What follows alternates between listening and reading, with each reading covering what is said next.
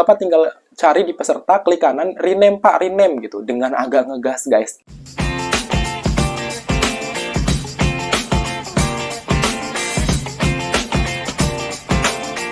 Assalamualaikum warahmatullahi wabarakatuh. Halo teman-teman semuanya, selamat datang di YouTube channel aku. Udah lama banget ya, aku pernah janji sama kalian buat bikin konten tentang ini terkait wawancara beasiswa pendidikan Indonesia.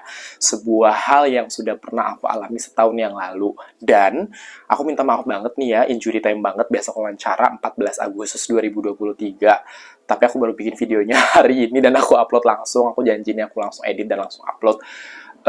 Ya, at least untuk menunaikan janji aku. Pertama ya, kalau seandainya kalian dengar suara crowded, ribut, dan lain sebagainya, aku mohon maaf kalau seandainya nggak nyaman, nggak kayak biasanya yang suaranya clear, karena emang lagi dalam situasi dan kondisi yang cukup crowded dan banyak keramaian di mana-mana, karena ini hari Minggu. Oke, jadi aku langsung aja ceritain ya, teman-teman, beberapa hal yang mudah-mudahan ini bisa menjadi insight buat kalian semua dalam mempersiapkan diri di wawancara beasiswa pendidikan Indonesia.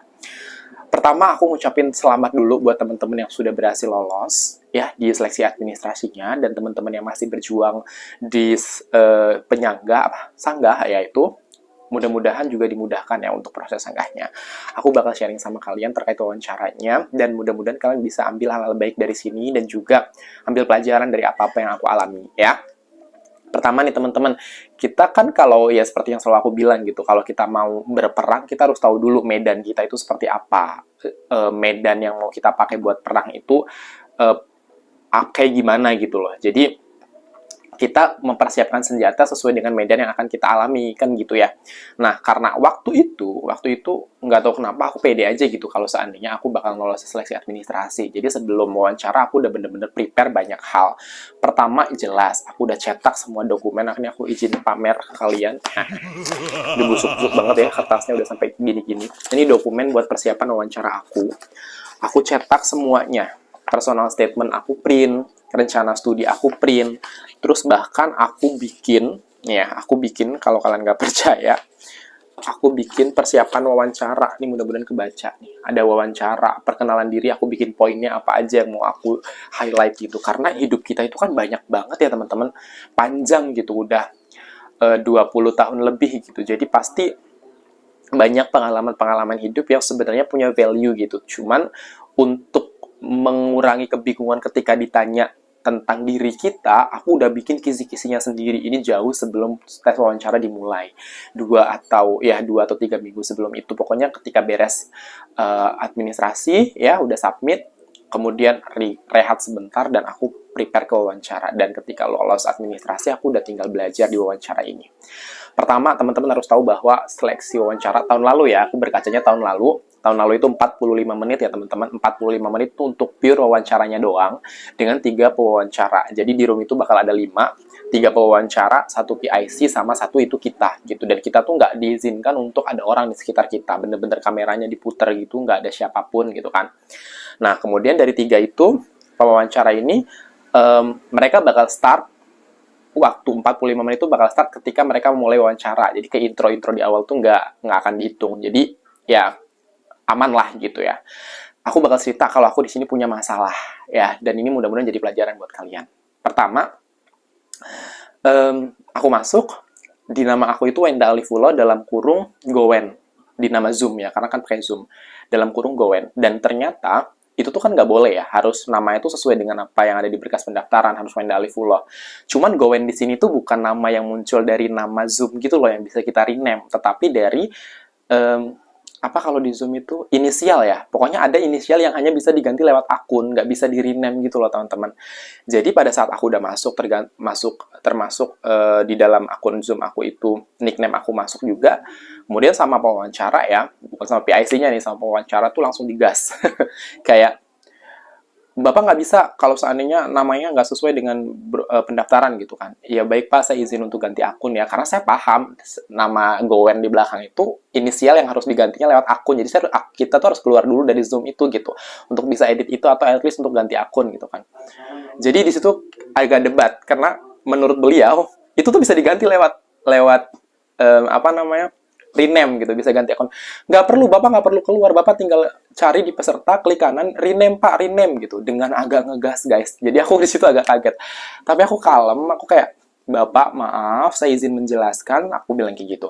Jadi ini bukan dari rename Pak, bukan dari nama yang saya input, tapi ini dari akunnya Pak, karena ini nickname yang hanya bisa diganti lewat akun gitu. Bapaknya masih masih ngegas aja tuh. Aku inget banget, bapaknya masih ngegas aja sampai aku bilang gini, ya udah Pak, saya coba rename ya Pak. Nih saya cek rename, saya ganti namanya menjadi A, misalnya seperti itu. Dan ternyata goennya masih masuk kan Pak? Iya, karena itu masih di akunnya Pak, bukan dari rename-nya. Jadi kalau sebelum dipotong nih, karena udah mau siap-siap motong gitu kan, jadi aku langsung, jadi kalau diizinkan Pak, saya mau ganti akun saja yang namanya Wendali Fuller saja gitu. Terus sama PIC-nya langsung, oh ya silakan Pak gitu, kita tunggu gitu. Jadi itu di awal aja udah tensionnya udah tinggi. Dan dipersingkat, masuk deh aku tuh ke si Zoom itu lagi dah dengan nama Wendali Fuller. Bapaknya, ini long story short ya, bapaknya at the end minta maaf gitu, karena dan akhirnya beliau cerita gitu bahwa maaf ya Pak gitu, saya biasa mewawancarai LPDP dengan tension yang tinggi gitu. Jadi saya tadi ke bawah gitu. Nah dari situ aku ambil pelajaran yang bisa teman-teman ambil pelajaran bahwa peserta BPI itu dianggap sebagai, bukan dianggap ya, emang bukanlah fresh graduate kayak adik-adik LPDP gitu ya, adik-adik LPDP yang memang mereka baru lulus dan mereka itu apa ya, ada pressure gitu dari pewawancaranya dan lain sebagainya, mungkin untuk lihat mentalnya dan lain sebagainya gitu. Tapi kalau kita dari BPI itu kan rata-rata emotionally mature gitu ya, mateng emosionalnya gitu kan. Jadi rasanya itu dikurangi gitu, karena si bapaknya bilang gitu, maaf ya gitu, kata si bapaknya tuh gitu, saya bilang ya nggak apa-apa Pak gitu. Itu minta maafnya di akhir sih, setelah kita cerita panjang tentang perjalanan hidup aku gitu sebagai seorang pendidik kayak gitu. Jadi mudah-mudahan dari teman-teman nggak ada kejadian kayak gitu. Intinya sinyalnya aman, lokasinya kosong, nggak ada siapapun gitu ya.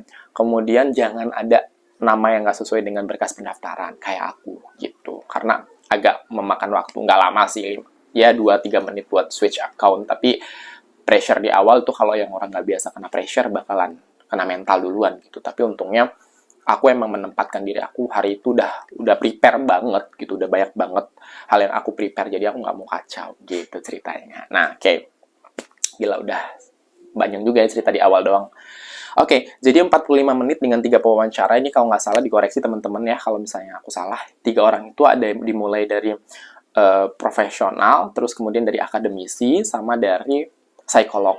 Kalau profesional berarti kalau dari aku tuh pendidik ya. Pendidik tuh bisa dosen, bisa juga guru mungkin ya. Cuman aku kayaknya dapatnya dosen sih beliau-beliau ini, karena kayaknya beliau-beliau ini dokter-dokter semua gitu ya.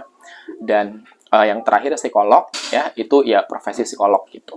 Nah, kemudian dimulai dari profesionalnya dulu nih. Aku dimulai dari profesional dulu, ditanyain terkait dengan pertama tuh diminta untuk memperkenalkan diri. Balik lagi ke yang aku bilang tadi, teman-teman harus siapin poin perkenalan diri itu mau bakal ngomongin apa gitu. Kalau aku tulis, aku bakal ngasih tau nama, usia, kemudian pekerjaan saat ini, kemudian lulusan mana gitu ya, sama aktivitas lain selain mengajar itu apa gitu, sama organisasi aku tuh apa gitu. Nah, kemudian dan aku udah prepare juga di sini untuk bikin in English gitu. Jadi di sini aku udah prepare pakai porsi bahasa Indonesia dan porsi bahasa Inggris, karena kita nggak pernah tahu kan tiba-tiba kita ditanyanya kemana gitu. Nah, kemudian itu dari perkenalan diri aku udah ceritain singkat ya, nggak usah panjang-panjang. Kemudian yang kedua itu adalah latar belakang studi. Jadi kayak dulu itu di mana gitu, kuliahnya seperti apa, dan lain sebagainya. Kayak aku ceritain S1 aku seperti apa, termasuk aku dapat beasiswa S1, itu juga dikulik. Dan itu tuh karena aku pernah tulis di personal statement. Jadi kayaknya nih sambil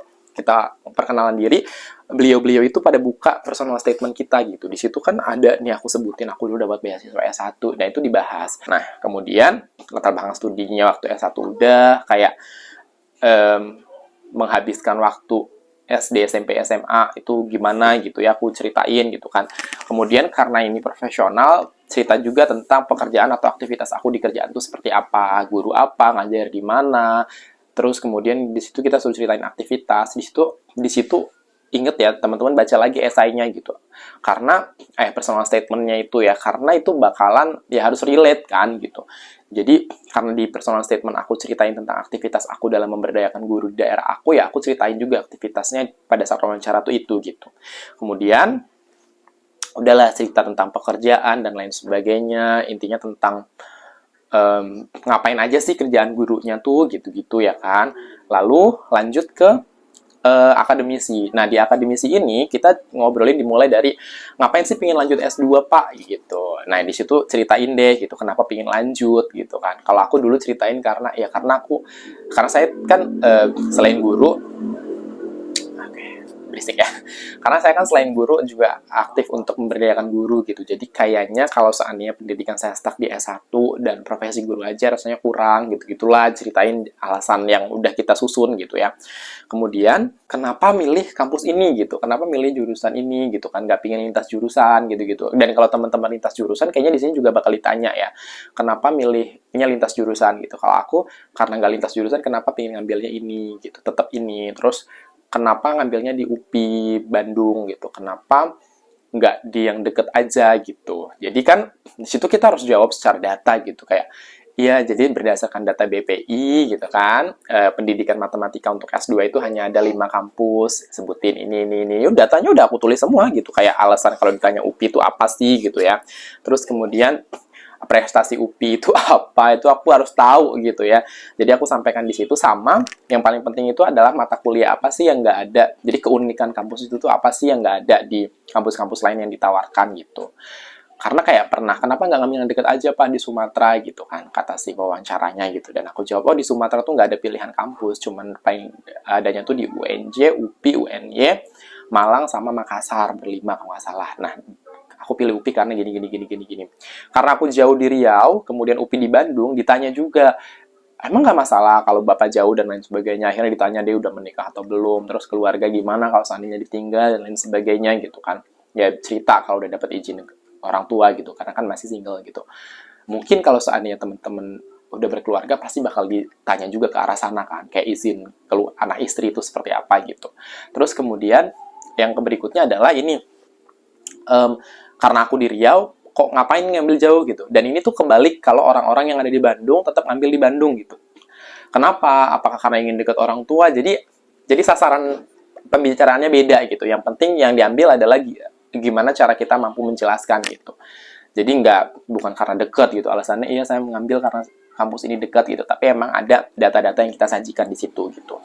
Kemudian kenapa pendidikan matematika UPI gitu ya, yang tadi udah aku ceritain juga gitu ya, kenapa lanjut linear dan lain sebagainya. Kemudian karena ini akademisi, beliau juga nanya riwayat riset, pernah melakukan penelitian apa aja, riset apa aja gitu kan. Waktu skripsi judulnya apa, itu ditanya. Bahkan nih, kalian harus tahu, dan aku tuh udah feeling banget ya teman-teman, seminggu sebelum wawancara, aku cek nama aku di Google. Jadi kayak aku tuh udah make sure kalau orang nyari nama aku di mesin pencari, mesin penelusuran, itu yang keluar itu hal-hal yang relevan sama aku dan nggak ada something bad gitu. Dan aku udah cari, tapi ada satu hal yang harusnya itu bisa menambah nilai jual aku, value aku, tapi nggak muncul, yaitu riwayat penelitian aku tuh nggak muncul di Google Scholar gitu.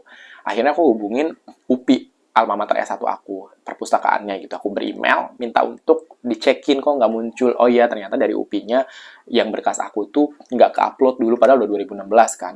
Akhirnya di-upload sama mereka 2 hari sebelum wawancara, itu udah muncul di Google Scholar. Dan ternyata bener guys, ketika aku lagi wawancara ngomongin tentang riwayat penelitian, si peneliti itu kayak, si pewawancara itu kayak ngecek Google Scholar kita, atau Google secara umum, tapi kayak Scholar sih, profil Scholar aku dibuka, karena si pewawancara ini ada nanya beberapa penelitian yang muncul di Google Scholar aku yang nggak aku tuliskan di teks personal statement aku gitu. Kayak, dulu pernah penelitian dengan Dr. Kartini tentang apa? Kan kaget ya, kok tahu Dr. Kartini padahal nggak ada ngomongin penelitian itu gitu.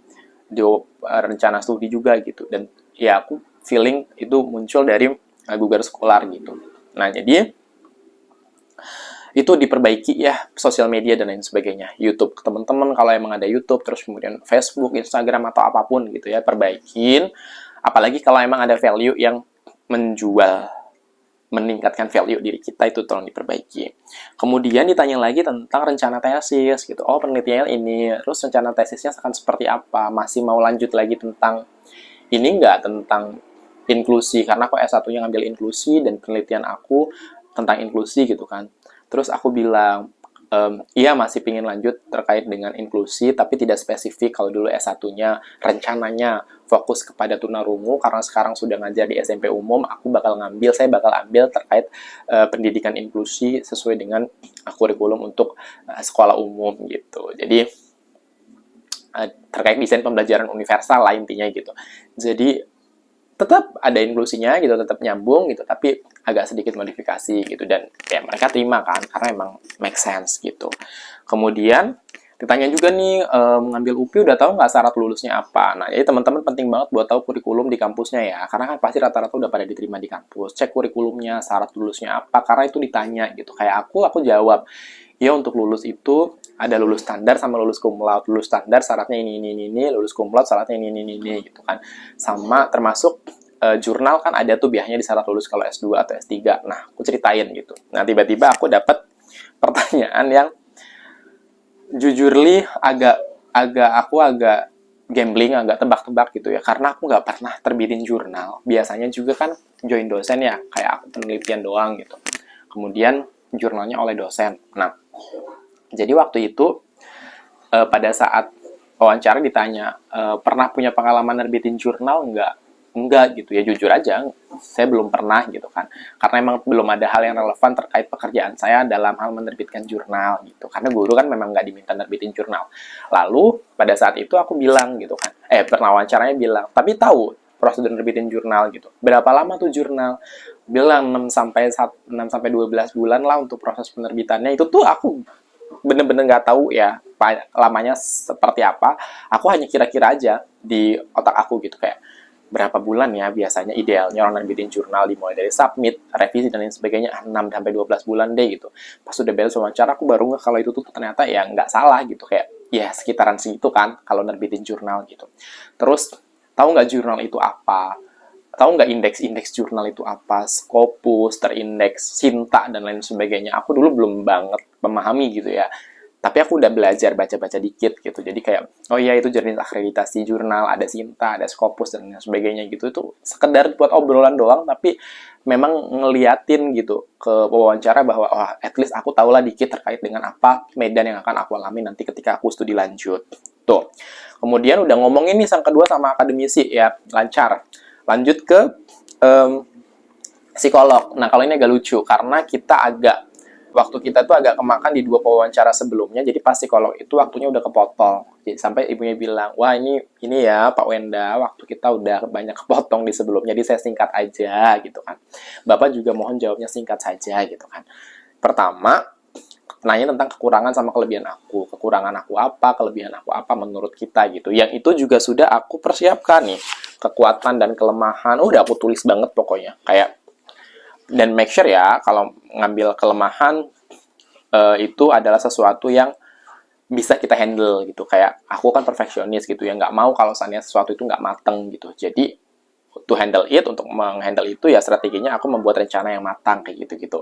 Jadi nggak pun cuma kekurangan disebutin kekurangan tanpa kita bisa tahu cara menghandle-nya gitu. Kemudian oh ya ada juga disuruh ceritain pengalaman membanggakan, prestasi, dan lain sebagainya gitu-gitu kan. Aku sebutin kalau aku duta teknologi Kemendikbud, gitu-gitulah terkait dengan apa yang kita alami sebagai di profesi kita sekarang gitu.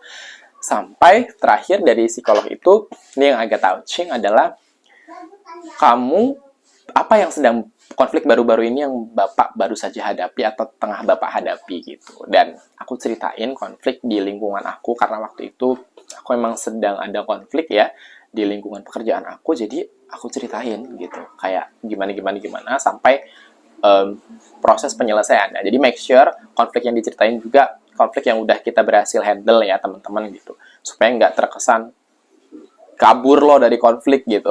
Jadi aku ceritain lah si proses konflik itu gitu. Terus udah wawancara berakhir di situ. Kemudian kita bertiga lagi ngobrol-ngobrol seperti biasa. Nah, pas sudah mau ditutup, baru deh oleh si PIC-nya udah mau ditutup, tiba-tiba oleh salah satu wawancaranya, sebentar Pak gitu kan, closing statement dulu Pak gitu. Jadi ya, aku diminta buat closing statement. Kan kebayang ya, orang udah menutup nih, baik terima kasih Pak Wenda segala macam, tiba-tiba diinterupsi gitu sama pewawancara lainnya. Belum closing statement, tolong closing statement. Sebenarnya aku udah prepare dan udah banyak juga aku nonton di video-video YouTube untuk mempersiapkan closing statement yang bagus gitu ya. Untuk mempersiapkan closing statement yang bagus. Cuman karena dadakannya tuh ada 2 pertanyaan ya sebelum closing statement. Yang pertama adalah, Papa sebentar gitu kan. Saya lupa nanya, kata si pewawancara pertama, kalau Bapak nggak lolos BPI gimana gitu. Aku jawab, saya nggak akan lanjut karena pertama posisi saya ada di Riau dan kampus saya di Bandung. Yang kedua, daerah saya hanya akan mengizinkan saya studi lanjut dengan tugas belajar yang ada jaminan pembiayaan. Jadi kalau belum rezeki saya di BPI, ya saya lepaskan UPI-nya, saya tidak akan lanjut dan saya kembali mengajar seperti biasa. Aku bilang kayak gitu, teman-teman. Kemudian, oh jadi nggak lanjut ya Pak ya, gitu. Dipertegas sama mereka, iya Pak, saya tidak lanjut. Dan itu tuh bener-bener aku ngomong nggak ada keraguan. Karena emang itu udah aku pikirin. Kalau aku ditanya seperti itu, aku bukan yang kayak orang akan, ya saya akan berjuang semaksimal mungkin, dan enggak, no, gitu. Karena aku, apa ya, realistis aja gitu kan, aku pegawai gitu, nggak mungkin aku bisa dari Riau ke Bandung kayak bolak-balik tuh kan nggak mungkin sambil ngajar dan lain sebagainya gitu. Sementara Pemda yang ngizininnya kalau ada pembiayaan, kan realistis ya gitu. Udah nih, deh kayak gitu, ya tadi terus, oh ya Pak, lupa yang kedua, boleh Pak closing statement. Karena udah mendadak gitu, aku langsung closing statementnya gimana coba? Apa yang udah aku tulis buyar, apa yang udah aku persiapkan, bla bla bla bla, kalimatnya cantik-cantik itu hilang. Aku cuma kayak gini, baik, terima kasih Bapak Ibu untuk kesempatan yang diberikan kepada saya di wawancara ini. Closing statement dari saya, mudah-mudahan saya dapat beasiswa ini. Aku bilang gitu, nggak ada basa-basi. Mudah-mudahan saya dapat beasiswa ini, karena kalau Bapak Ibu membantu saya mendapatkan beasiswa ini, kalau Kemendikbud memberikan beasiswa ini kepada saya, Kemendikbud tidak hanya memberikan sebuah hal baik kepada diri saya sendiri, tapi untuk banyak orang. Pertama, untuk murid-murid saya. Dengan beasiswa ini, kalau gurunya improve kemampuan diri, maka muridnya juga pasti kecipratan.